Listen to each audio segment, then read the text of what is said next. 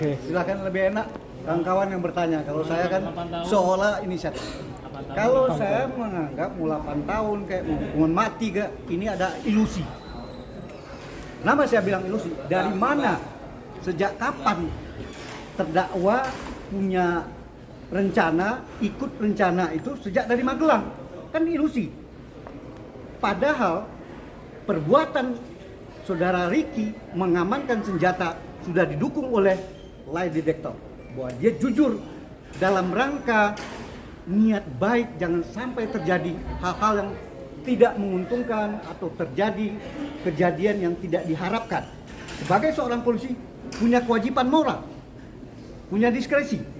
Oleh karena itu bahan-bahan yang disampaikan dalam tuntutan hari ini itu kan bahan yang dari dakwaan. Itu udah kita bantah.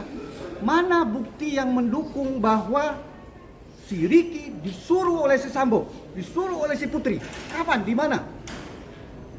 Padahal pertama kali dia mendapatkan informasi bahwa terjadi pelecehan adalah di Saguling kan? Oleh karena itu, ya buat apa kita mau? Saya berharap, tapi ya udahlah. Beginilah kejaksaan biasanya. Saya berharap kalau dalam kasus kayak gini, ini masalah pembunuhan. Dalam kasus ini kita tidak dari awal Rizky ikhlas. Kenapa? Dia terbawa keadaan di sini. Dia terbawa sama pimpinannya yang punya niat, sedangkan dia tidak, sudah menolak, tapi dipaksakan oleh ilusi kejaksaan. Makanya dibuat sama mereka mulai lagi dari Magelang. Apalagi omongan Richard yang menyampaikan seolah-olah apa mungkin pikiran siapa itu, sedangkan pribadi dia yang ada disampaikan oleh psikologi forensik. Dia orang yang baik, tidak mau cari gara-gara, tidak mau hal yang artinya tidak adalah punya agresivitas. Jadi itu pun disampaikan oleh jaksa. Ilusi bukti apa yang digunakan oleh penuntut umum kalau hanya satu saksi? Artinya keterangan Eliezer tentang menabrakan itu? Ya jelas tidak ada lah. Kan gimana ya? Ini jaksa, makanya saya bilang Pak, kamera Pak.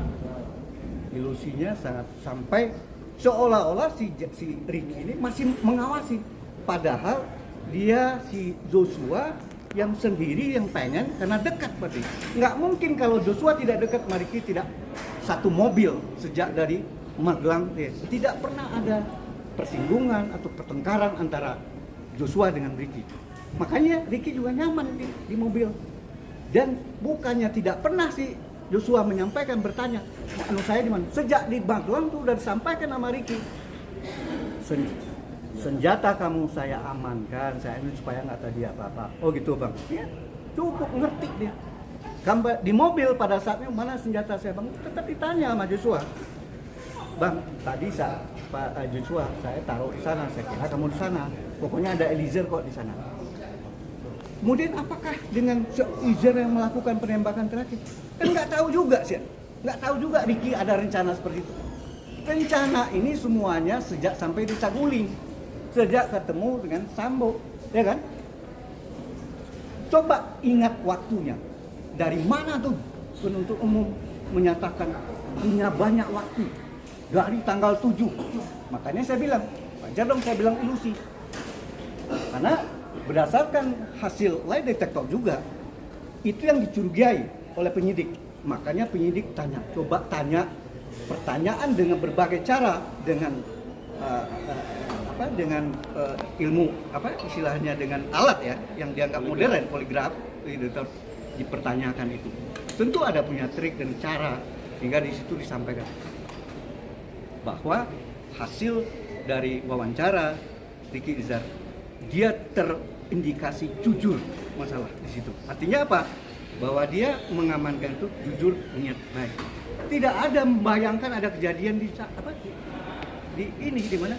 Kemudian dianggap seolah-olah si Anu tidak boleh berangkat ke ini. Kata siapa?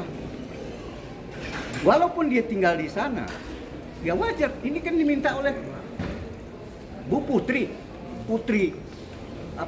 bagaimanapun itu adalah atasan pimpinan, ya kan? Keluarga gitu. Apa salah di situ? Kok udah langsung punya niat, punya nih. Nah, itu makanya saya bilang ilusi. Oleh karena itu semua termasuk sampai di Saguling kok terus kasih Joshua dijaga. Mana fakta itu? Siapa yang menunjukkan? Sampai di Duren 3 pun Joshua yang ikut di depan. Malah dia turun duluan. Dia buka pagar, dia ini enak aja kok dibilang mengawasin. Itu kan, tapi itulah fakta. Jadi berdasarkan CVPT itu pun Joshua Jasri tidak ada si Ricky menjaga, apalagi badannya si Anu lebih kekar dari si, lebih tinggi daripada, dan dia adalah brimob punya fighting ya. Si Ricky adalah hanya lalu lintas yang biasa hanya mengurus administrasi sini. Untuk persiapan pledoinya itu seperti apa? Ya kalau persiapan pledoi ya tentu ini cukup tuntutannya cukup panjang.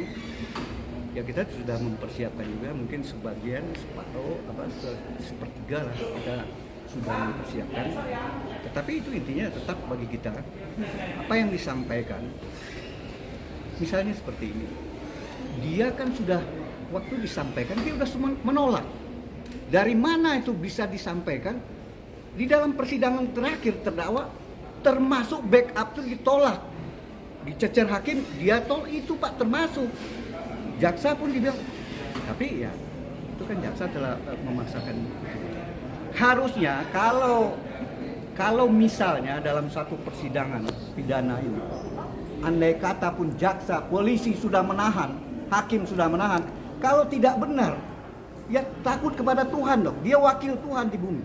Kami harapkan juga supaya kita terhindar dari peradilan sesat, supaya kita terhindar dari peradilan sesat, orang yang tidak salah, orang yang yang ikut, yang ngoyo, bukan ngoyo ngikut artinya pimpinan segala macam. Bukannya kalau masalah dia kenapa tidak berbuat, itu tidak ada kewajiban pemoral.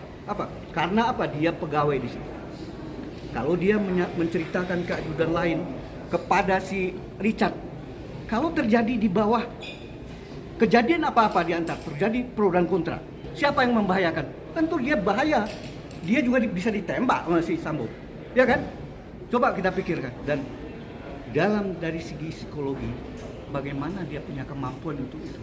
Jadi orang yang nggak punya kemampuan secara psikologis, jaksa seolah-olah ini orang normal, orang yang biasa, di tempat orang biasa. Kalau di tempat orang biasa punya niat, mungkin dia gampang lari atau pergi. Tapi ini kan jenderal, brigjen aja banyak yang bukan berteku, artinya tidak bisa menolak. Nah sekarang jaksa memaksakan supaya Ricky harus seperti itu. Dan harus diingat, pasal yang dia sampaikan 55 ayat 1 harus aktif. Dia harus membantu si Joshua, dorong supaya fisik gitu. Bukan hanya melihat, bukannya apa kan tujuannya kan karena dipanggil datang dari Saguling ke ini. Bayangkan sejak dia menerima penjelasan dari Sambo ada niat seperti itu, dia sudah menolak walaupun halus. Tetapi itu sudah merupakan penolakan. Yang kedua, dia tidak tahu makanya dia berdiam diri bengong. Apa yang dibicarakan sama Sambo dengan si Richard kan dia tidak tahu. Tidak pernah dia dengar ada dilakukan di Duren 3 karena tidak ada di batin dia membatin. Nggak mungkin lah di Duren 3 itu rumah dinas. Dia seorang jenderal, masa dilakukan di situ? Jadi pada saat dia ikut-ikut itu hanya berharap supaya ada klarifikasi, ada penjelasan itu supaya ada clear, atau mungkin banyak ajudan kan berharap di situ ada yang yang kira-kira punya kemampuan untuk meredam, menunduk lama-lama pimpinan ini supaya sadar. Nah, ini dibebankan sama Ricky.